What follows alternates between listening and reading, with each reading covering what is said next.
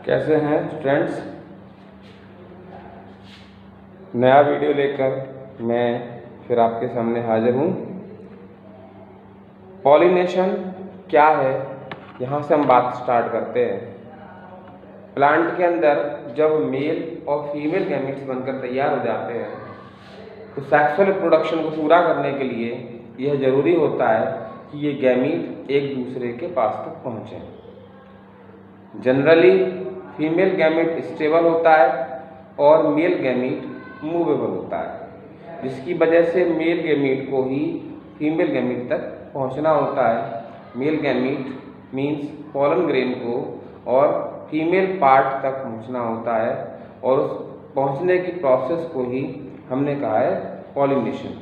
तो पॉलिनेशन का मतलब होता है transfer of pollen grain from anther to stigma. हम जानते हैं एंथर मेल पार्ट है, एंड्रोसियम का एक हिस्सा है, और स्टिग्मा फीमेल पार्ट गाइनोसियम का हिस्सा है। तो मेल पार्ट से एंथर से फीमेल पार्ट यानी कि गाइनोसियम के स्टिग्मा तक पॉलन ग्रेन का पहुंचना वो कहलाता है पॉलिनेशन। छोटी क्लासेस में हम पढ़ते आ रहे हैं। ये गैमेटोजेनेसिस के बाद का अगला स्टेप होता है। जनरली पॉलिनेशन कई प्रकार का होता है। हम स्टार्टिंग से 10th क्लास से हम पढ़ते आ रहे हैं कि पॉलिनेशन 2 टाइप का होता है। एक होता है सेल्फ पॉलिनेशन और एक होता है क्रॉस पॉलिनेशन। अगर प्लांट चेंज होता है तो क्रॉस पॉलिनेशन, और अगर प्लांट चेंज ना हो तो वो सेल्फ पॉलिनेशन की कैटेगरी में आएगा। तो पहला सेल्फ पॉलिनेशन और दूसरा cross pollination. We can define the self pollination as transfer of pollen grain from anther to the stigma of same flower of same plant or different flower of same plant। यानी कि plant same रहना चाहिए हर स्थिति में, उसको हमने नाम दिया है सेल्फ पॉलिनेशन। दूसरा cross pollination means transfer of pollen grain from anther to stigma of flower of different plant of same species. Species एक ही रहे लेकिन प्लांट अगर चेंज होता है तो उसके लिए हमने नाम दिया है क्रॉस पॉलिनेशन। सेल्फ पॉलिनेशन में 2 कंडीशन आई, जैसे कि आपने देखा। पहली कंडीशन थी कि एक ही फ्लावर के एंथर से पॉलन ग्रेन निकलकर उसी फ्लावर की स्टिग्मा पर पहुंचे। एक और कंडीशन आती है कि एंथर से निकलने के बाद पॉलन ग्रेन उसी प्लांट के किसी दूसरे फ्लावर की स्टिग्मा पर पहुंचे।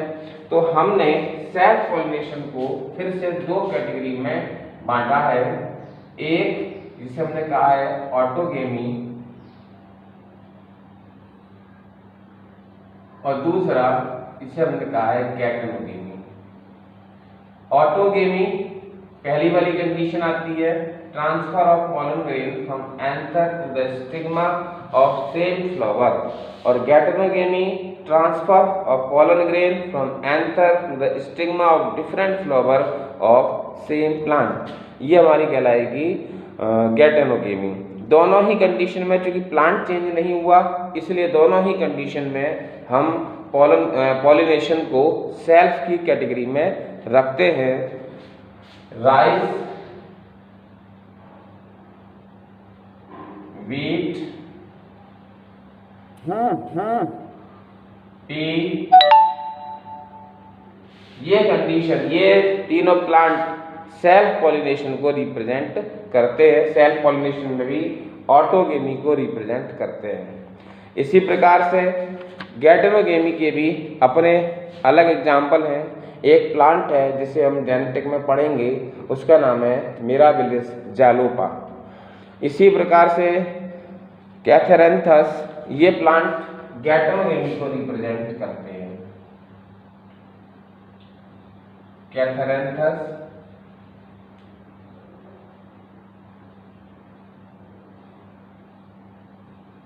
और मिराबिलिस,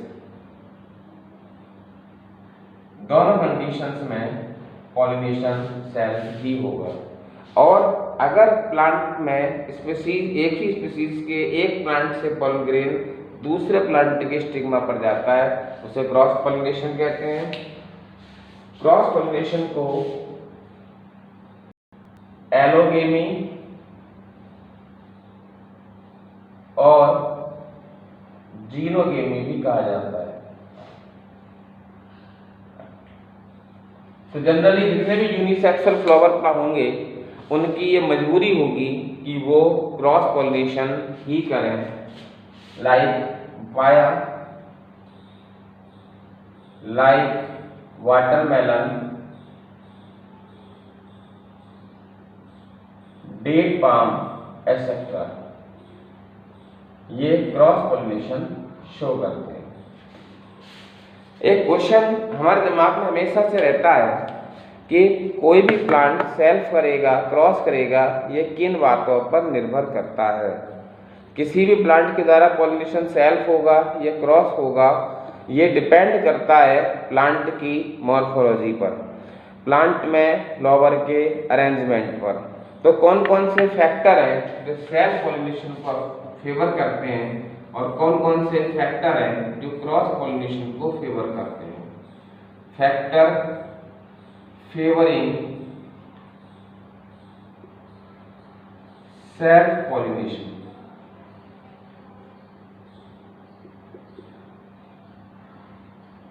तो सबसे पहला फैक्टर जो सेल्फ पॉलिनेशन को फेवर करता है वो है क्लैस्टोगेमस फ्लावर। क्लैस्टोगेमस फ्लावर इस तरह के फ्लावर होते हैं जो कभी पूरी तरह से नहीं खुलते, उन्हें कहा जाता है क्लैस्टोगेमस फ्लावर। मीन्स वे flower which do not open at all, उन्हें हमने क्लैस्टोगेमस फ्लावर कहा है, लाइक दिस।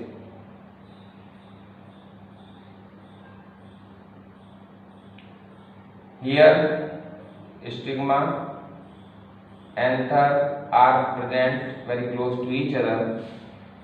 इस तरह के फ्लावर में चांसेस सेल्फ के ज़्यादा होंगे क्योंकि कोई भी पॉलिनेटिंग एजेंट यहाँ पर एंथर्स को काफ़ी हद तक मूव कराने में कैपेबल नहीं होगा। तो मिराबिलिस, ऑक्सैलिस ये क्लैस्टोगेमस फ्लावर्स के एग्जाम्पल हैं।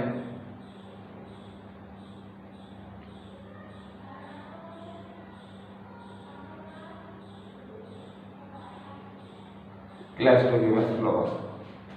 दूसरा मेन क्राइटेरिया जो सेल्फ पॉलिनेशन को फेवर करेगा वो है होमोगेमी। मीन्स पॉलन ग्रेन और स्टिग्मा, यानी कि एंथर के अंदर पॉलन ग्रेन और स्टिग्मा का एक साथ मैच्योर होना। अगर किसी भी कारण से पॉलन ग्रेन मैच्योर हो जाते हैं और निकलकर बाहर आ जाते हैं लेकिन स्टिग्मा पूरी तरह मैच्योर नहीं है तो भी पॉलिनेशन प्रॉपरली नहीं हो पाएगा। और अगर स्टिग्मा मैच्योर है और पॉलन ग्रेन मैच्योर नहीं होते हैं तो वो बाहर निकलेंगे ही नहीं, तो उस केस में भी सेल्फ पॉलिनेशन नहीं हो पाएगा। तो सेल्फ पॉलिनेशन के लिए जरूरी है कि दोनों पार्ट एक साथ मैच्योर हों। और तीसरी कंडीशन जो सेल्फ को फेवर करती है वो है close association of anther and stigma. Anther और स्टिग्मा एक दूसरे के पास होने चाहिए और एक पर्टिकुलर ओरिएंटेशन पर होने चाहिए, जिसके कारण जैसे ही एंथर बस्ट हो, पॉलन ग्रेन रिलीज हो और वो सीधे स्टिग्मा पर गिरे। इस प्रकार से तीन कंडीशन अगर प्लांट में है तो डेफिनेटली सेल्फ पॉलिनेशन के चांसेस काफ़ी हद तक बढ़ जाते हैं। इसी प्रकार से कई सारे ऐसे फैक्टर हैं जो कि क्रॉस पॉलिनेशन को फेवर करते हैं।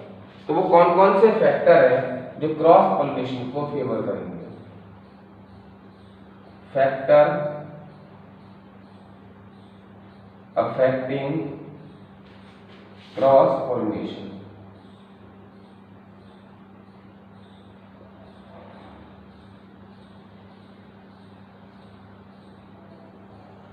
पहला फैक्टर चेस्मोगेमस फ्लावर, जैसे कि आपका मैरीगोल्ड होता है, जैसे आपका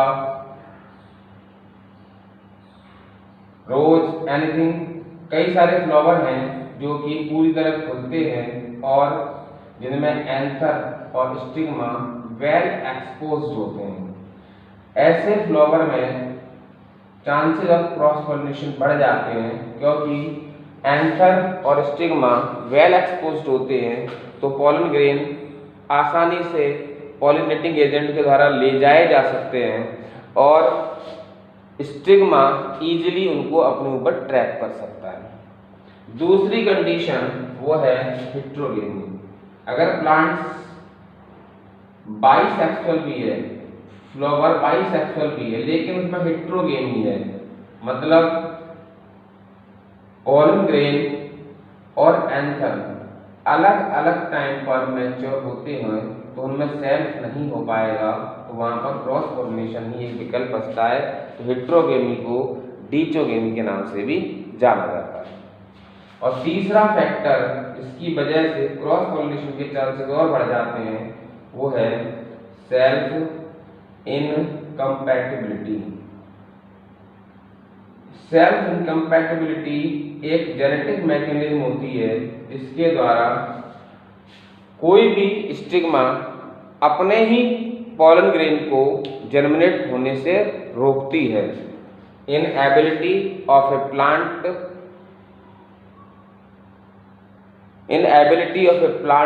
to prevent the germination of pollen grain of same plant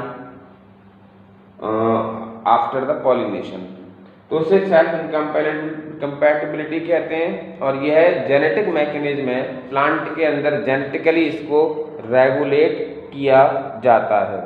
तो ये कुछ फैक्टर जो क्रॉस पॉलिनेशन को फेवर करें, ये कुछ फैक्टर रहे जो सेल्फ पॉलिनेशन को फेवर करते हैं। और इस प्रकार से ये कंडीशन जब फ्लावर में देखने को मिलेंगी तो पॉलिनेशन क्रॉस होगा, और अगर ये कंडीशन फ्लावर में देखने को मिलेंगी तो पॉलिनेशन सेल्फ देखने को मिलेगा। ये जो पॉलिनेशन के टाइप थे ये थे on the basis of transfer of pollen grain थे, on the basis of transfer of pollen grain.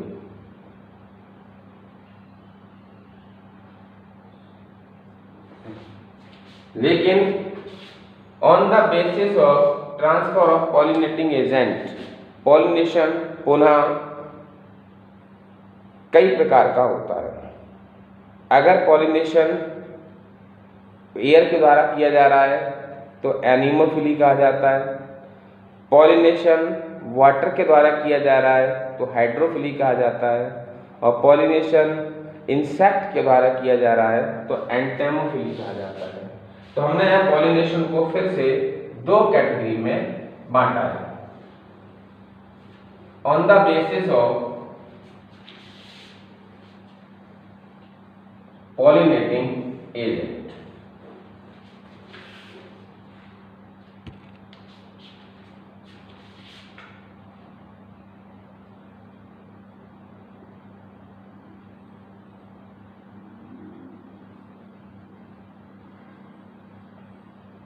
तो हमने बताया कि पॉलिनेटिंग एजेंट के बेस पर पॉलन ग्रेन पॉलिनेशन तीन तरह का होता है। एक जिसे हम कहते हैं एनीमोफिली, दूसरा इसेम कहते हैं हाइड्रोफिली, और तीसरा एंटेमोफिली के नाम से हम जानते हैं। तो पहला हमने लिया एनीमोफिली।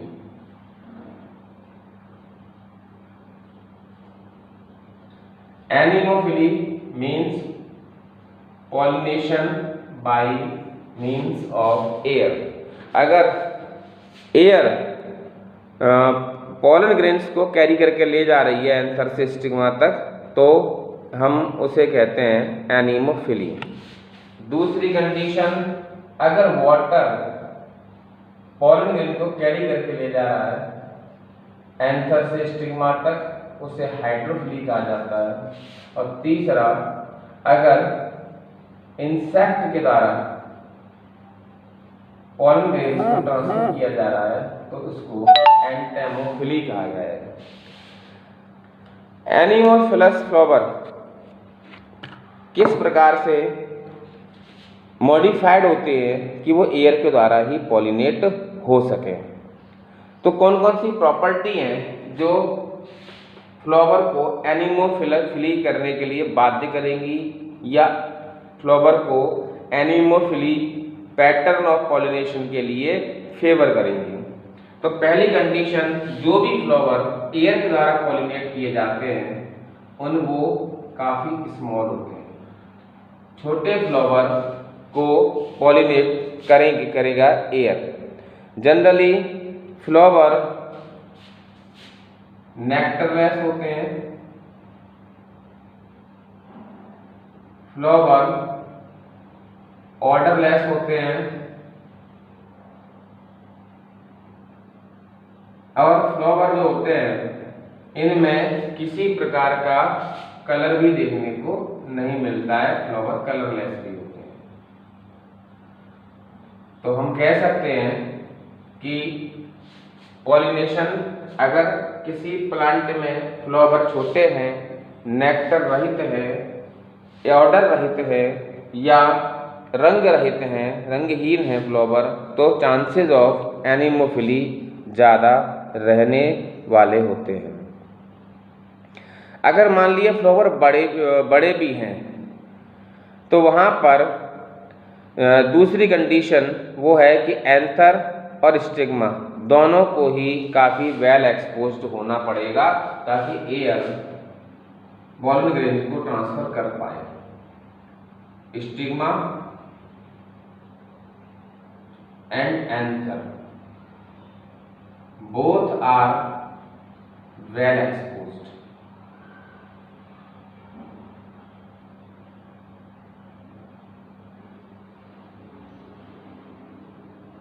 एंथर के वेल एक्सपोज्ड होने से पॉलन ग्रेन का इजीली डिस्पर्सल होगा और स्टिग्मा के वेल एक्सपोज्ड होने से पॉलन ग्रेन बहुत आसानी से लैंड कर पाएंगे स्टिग्मा के ऊपर। पॉलन ग्रेन की भी अपनी प्रॉपर्टी होती हैं। पॉलन ग्रेन छोटे होने चाहिए, लाइट होने चाहिए, ड्राई होने चाहिए और नॉन स्टिकी होने चाहिए। तो पॉलन पॉलिनेशन आसानी से एयर के द्वारा किया जा सकेगा। तो पॉलन ग्रेन छोटे होते हैं, ड्राई होते हैं, लाइट होते हैं और नॉन स्टिकी होते हैं ताकि वो एंथर से इजीली अलग हो सकें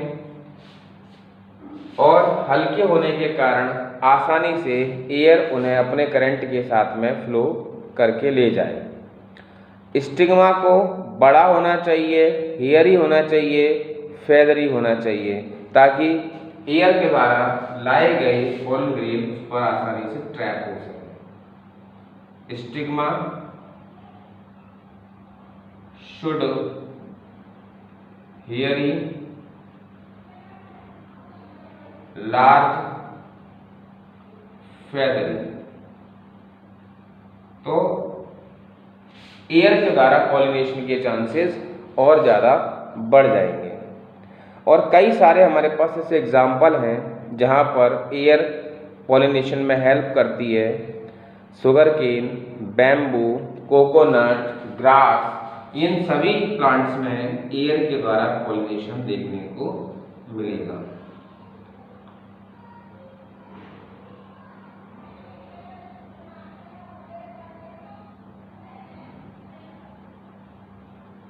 दूसरा pollination on the basis of pollinating agent वो है हाइड्रोफिली, यानी पॉलिनेशन वाटर के द्वारा होना, वो कहलाएगा हाइड्रोफिली। जनरली हाइड्रोफिली जो प्रॉपर्टी है वो काफ़ी कम प्लांट्स में देखने को मिलती है। केवल 30 जीनस ऐसे हैं प्लांट के जिनमें वाटर के द्वारा पॉलिनेशन होता है।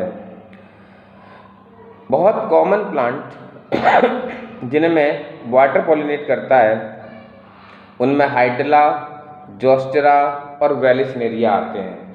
पहले हम इन तीनों के बारे में बात करते हैं। तो हाइड्रोफिलस फ्लावर आपके सामने है, जोस्टेरा, हाइड्रिला, वेलिस्नेरिया।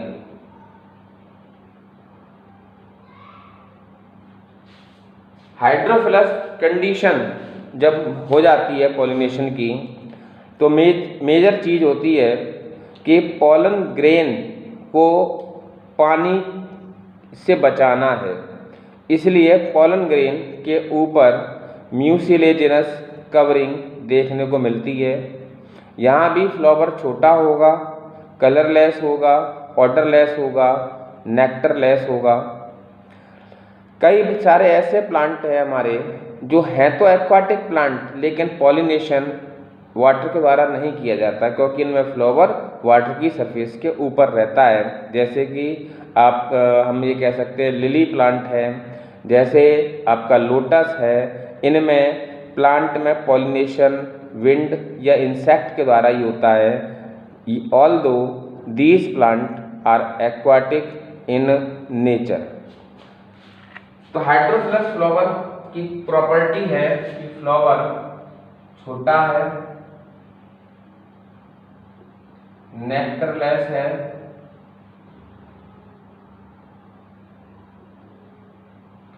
ऑर्डरलेस है और कलरलेस है। और दूसरी कंडीशन कि पॉलन ग्रेन पानी में रहेंगे तो उन्हें प्रोटेक्ट करने के लिए उनके ऊपर म्यूसिलेजिनस कवरिंग पाई जाती है, जो उन्हें पानी से डिग्रेड होने से बचाने का काम करेगी। हाइड्रोफिलिक कंडीशन दो तरह से पूरी होती है। एक तो पॉलन ग्रेन वाटर की सरफेस के अंदर अंदर मूव करता है और एक वाटर की सरफेस पर मूव करता है। वेलिस्नेरिया में फीमेल फ्लावर सरफेस तक पहुंचता है अपने लंबे स्टाइल के थ्रू। उसका स्टिग्मा सरफेस तक आता है, स्टाइल लंबी होती है, पॉलन ग्रेन को सरफेस पर ही ट्रैप किया जाता है। लेकिन जितने भी सी ग्रासेस हैं, फीमेल फ्लावर पानी के अंदर ही सबमर्ज्ड रहता है। पॉलन ग्रेन भी inside the water he release किए जाते हैं और यहाँ पर पॉलन ग्रेन्स पानी की सरफेस के नीचे ही स्टिग्मा पर ट्रैप किए जाते हैं।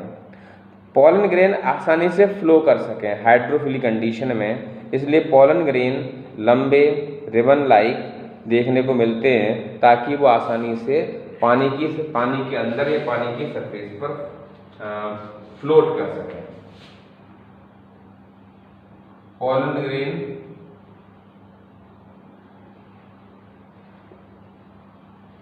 आर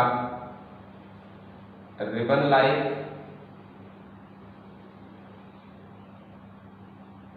और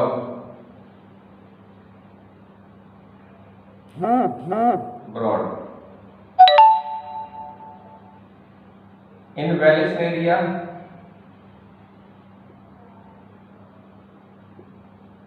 pollen grain are trapped at surface because their style is long and stigma reaches to the surface of water, while in seagrass pollen grain are trapped inside the water because flower are submerged and pollen grain are also released inside the water। यहाँ मैंने जो तीन example लिखे, Zostera एक marine water plant है जो hydrophily करता है, और हाइड्रिला वेलिस्नेरिया ये फ्रेश वाटर प्लांट है जो कि हाइड्रोफिली शो करते हैं। तीसरी कंडीशन आती है, तीसरे प्रकार का पॉलिनेशन जो पॉलिनेटिंग एजेंट के आधार पर होता है वो है एंटेमोफिली। एंटेमोफिली का मतलब होता है pollination by means of insect. यहाँ पर फ्लावर बड़ा, कलरफुल, फ्रेग्रेंट देखने को मिलेगा ताकि वो इंसेक्ट को इजीली अट्रैक्ट कर सके। नेक्टरफुल होता है, कलरफुल होता है और ऑर्डरफुल होता है। ऑर्डरफुल को हम फ्रेग्रेंट भी कह सकते हैं। ये इसलिए ताकि इंसेक्ट उसकी ओर आकर्षित हो सकें। दूसरी बात कि पॉलन ग्रेन इंसेक्ट की बॉडी से चिपक सकें, इसलिए पॉलन ग्रेन स्टिकी होते हैं और वो आसानी से उसकी बॉडी पर चिपक सकें। Pollen grain are sticky.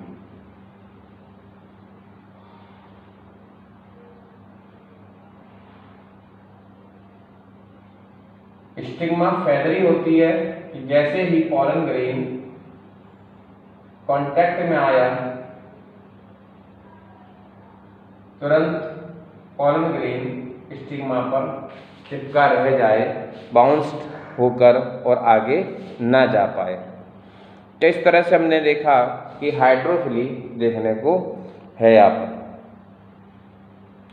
कई सारे प्लांट हैं, हम आसपास जितने भी प्लांट देखते हैं उनमें हाइड्रोफिली देखने को हमें मिलता है। कभी कभी हाइड्रोफिली एंटेमोफिली इतना डीपली इंटीमेटेड रहता है कि प्लांट और इंसेक्ट ये एक दूसरे के लिए पूरी तरह से पूरक हो जाते हैं, अर्थात एक के बिना दूसरे की कल्पना नहीं की जा सकती। तो ये एक एग्जाम्पल है हमारे पास युक्का प्लांट का और उसके साथ में मॉथ का। तो intimate relationship between plant and insect.